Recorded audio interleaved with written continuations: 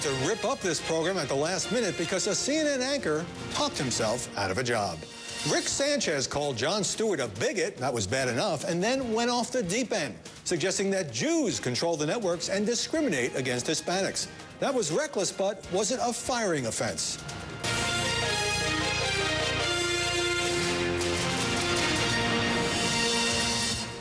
Anyone who makes his living in front of a microphone is going to say dumb things now and then, but Rick Sanchez delivered a reckless rant in a satellite radio interview that went on, and late Friday, CNN issued a terse statement saying he is no longer with the company. Sanchez brought a lot of passion to his job, first at MSNBC and then at CNN, whether he was reading messages from his many Twitter followers or, in one strange stunt, getting tased. To show you how it works, I'm about to receive 50,000 volts of electricity. Do it. Oh.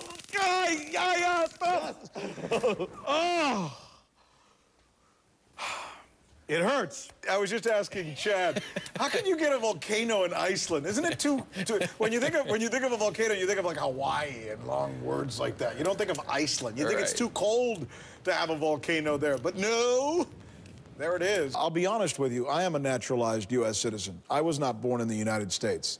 I was born in Cuba, and then later on in my life, I became a naturalized U.S. citizen, and I've always been curious about how the naturalization process works. I just checked my Twitter board, just as I usually do to start the show.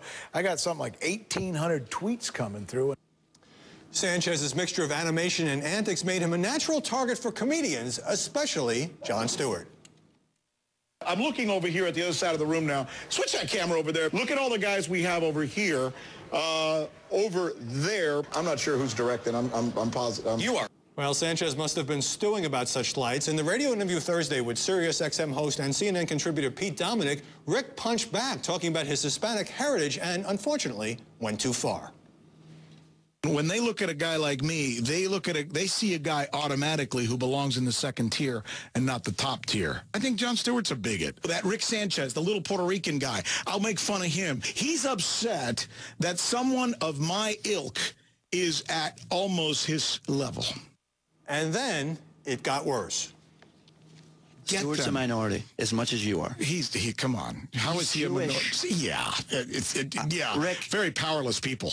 I'm telling you that everybody who runs CNN is a lot like Stewart. And a lot of people who run all the other networks are a lot like Stewart. And to imply that somehow the people in this country who are Jewish, are an oppressed minority? Yeah. In other words, Jews control the media and the banks, too. Joining us now to talk about Sanchez's firing and the questions it raises about ethnicity and journalistic boundaries. In Boston, Carol Simpson, the longtime former ABC News anchor and correspondent. And here in Washington, Jamie McIntyre, former CNN correspondent and founder of the blog lineofdeparture.com. And Paul Farhi, reporter for The Washington Post. Jamie McIntyre, those comments were offensive. We can agree on that. Was this an overreaction by CNN? Could Sanchez have been suspended or tased? Well, I think the unfortunate part, actually, is that Sanchez was fired for these intemperate comments and not really for what he did on CNN, which is seen by many people in the industry as was kind of a joke. I mean, his delivery where he, ad-libbed the whole show and therefore had a lot of little slips that Jon Stewart made fun of. What's wrong with being entertaining? Combined with his antics. What's wrong with being entertaining? Well, it's okay to be entertaining, and I think people want that in television news, but what's missing there a lot of times is the context. And he made, in the course of doing that, he did a lot of sort of things that came off as very, very silly. His stunts about, where he's out in the middle of the ocean to be rescued or in a sinking car. You didn't want him to be rescued, clearly. That's why Jon Stewart made fun of him, not because of his ethnic heritage. Okay, Carol Simpson, look, he's entitled to attack Jon Stewart, who has had a lot of fun slapping him around, but then he went off about Jews controlling the media, and that was obviously a bit too far. He went too far. I think the problem is that all of this was building up. Was he not losing his show because the Elliot Spitzer Parker show is about to start? It was a day in which maybe everything, the perfect storm came together. And I think what happened was he just exploded with all of these things that had been in the back of his mind. And unfortunately, accusing Jews of being in control of everything and being prejudiced against him was unfortunate. Sanchez didn't lose his primetime show. He was always a fill-in waiting for the Parker Spitzer show to start tomorrow. In fact, Paul Farley, my favorite part of this is that he was out promoting his book, Conventional Idiocy. But he was trying to make, before he got into the Jewish business, he was trying to make a point about what he called the elite Northeastern establishment liberals, who he thinks rule the world, but particularly the broadcast industry. Is that a fair point for him to make? Well, no, actually. As an anchor, his stock in trade is his credibility. He can't be seen as the guy who's lashing out at Jews, at Northeastern liberals, or even his employer. Your credibility as an anchor depends on your neutrality and your credibility, and he blew it. That was the end of his credibility. No one can watch that guy again and say, this is an objective newsman. What do you think of the fact, let me just interrupt here, about the fact that Sanchez is a valuable guy, hasn't had any comment on this, and that CNN, which found this serious enough to get rid of him, which is probably the right decision, didn't make any statement condemning the remarks? Well, I mean, CNN is an employer, and in America, if you criticize your employer the way he did, you're going to lose your job. He went public. It's on satellite radio. Potentially now, millions of people have heard Rick Sanchez's criticism of his own company. Not kosher.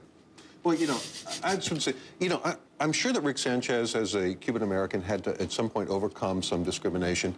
But, you know, everybody in this business, at some point, you probably had the same experience. Somebody has said to you, you know, you don't really have what it takes. You should consider another line of work. It's a very common thing. And if you're a minority, I'm sure you might wonder whether prejudice might be a factor in that. But to but you seem to be dismissing the fact that prejudice could be a factor. Well, this is a guy who came up, he was born in Cuba, he came up through Miami television, and maybe there were slights that he had to endure. You know, anytime I think you're a minority, that's a legitimate question to wonder about, because you don't know what people's motivations are for saying these things, but it happens to everyone. But to say that he was made uncomfortable at CNN because of his Hispanic heritage, I think it's close to delusional. I mean, I'm not the best person to comment. But it's odd to take on Jon Stewart. I mean, Rick Sanchez doesn't seem to realize that Jon Stewart is a comedian and does a satirical show, and that Rick Sanchez provided the raw material for Jon Stewart to make fun of. More of a media critic than a comedian, I would say. Go ahead, Carol.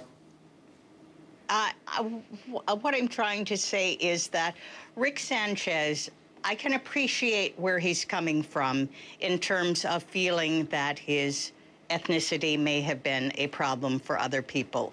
As a minority, I experienced that. And you have this sense that people are after you because of who you are.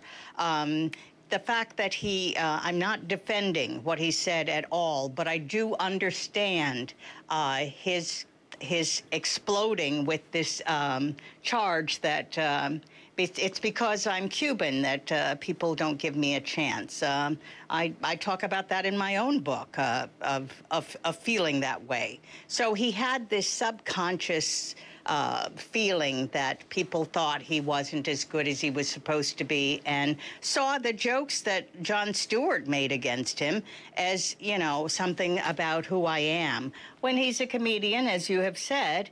And also, I would be happy if Jon Stewart were replaying my takes, as silly as they may be. It's a lot of publicity. I can't understand his being that put off by it. We'll see if we can arrange that. He does make fun of a lot of people. But interesting, Paul Farley, because this interview went on for some time. This was not just a line that slipped out or a joke gone sour.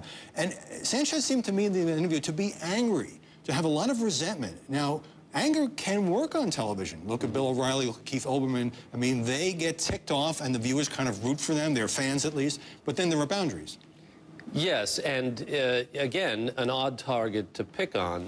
This is a comedy show. Rick Sanchez is a public figure, whether he likes it or not. You're saying he needed a thicker skin. He absolutely needs a thicker skin. If you're going to be on television, and if you're going to watch The Daily Show, you're going to find that they will make fun of you. Now, for the record, Jon Stewart never made fun of Rick Sanchez's ethnicity. Right. Never called him out on anything as a result of who he is. He made fun of what he did on television. Also, for the record, Jon Stewart's people would not comment to me, but in a Comedy Central taping yesterday, Stewart had a joke about this. If Jews run the media, he said, all Sanchez has to do is to apologize to us and we'll hire him back. But you make a more serious point, Jamie McTurk, which is you don't think he should have been on the air at CNN at all, particularly the direction that his show evolved. Well, my point is that the reason that Jon Stewart was able to mock him so effectively is that Rick did so many mockable things. And he did them over again, so there would be remockable things. Poor journalist? Well, you know, it's a different style of journalist. It's a very much of a tabloid style of journalism that's more interested in inflaming public opinion than informing public opinion. I would be encouraged if CNN had decided it wanted to sort of go a little bit away from that and more back toward context. But for whatever reason, I think CNN's probably a little bit better off without Rick. Do you think, Carol Simpson, that some minority journalists who experience the inevitable setbacks of trying to climb the ladder in a very tough and competitive business like television, and not only share Sanchez's resentment, but maybe look for scapegoats? Well, that guy got the job, that woman got the job, and I didn't. Why is that? Exactly. I think too many minorities fall back on the issue of race and ethnicity to explain all of their setbacks, which I don't think is true. I agree with Jamie. I mean, I kind of thought of Rick as a blowhard, someone who was very full of himself, and I found him very amusing to watch on TV.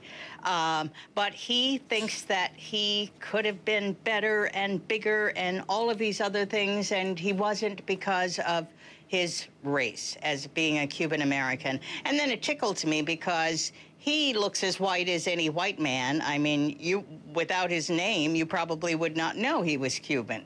It's an odd sort of resentment, though. This is a guy who's got his own show on CNN. 2 hours a day on CNN. He filled in primetime twice now. Hardly a failure.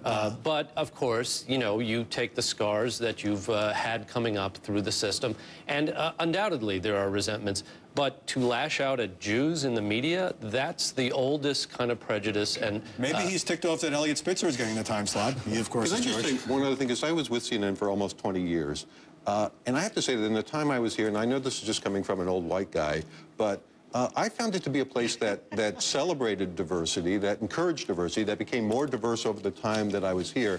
And so I just have to say, I don't think that Sanchez's complaint squares with the fact, especially when you look at, as Paul has pointed out, how much CNN supported, promoted him, and gave him really high-profile assignments. Real briefly, Paul Farhi, does he have a future? Can he get hired somewhere else? I don't think so. Maybe at the local level, but I think he's tainted now. I think he's radioactive. I disagree. I think you'll see him again. All right, we have dueling predictions there. Rick. We will see.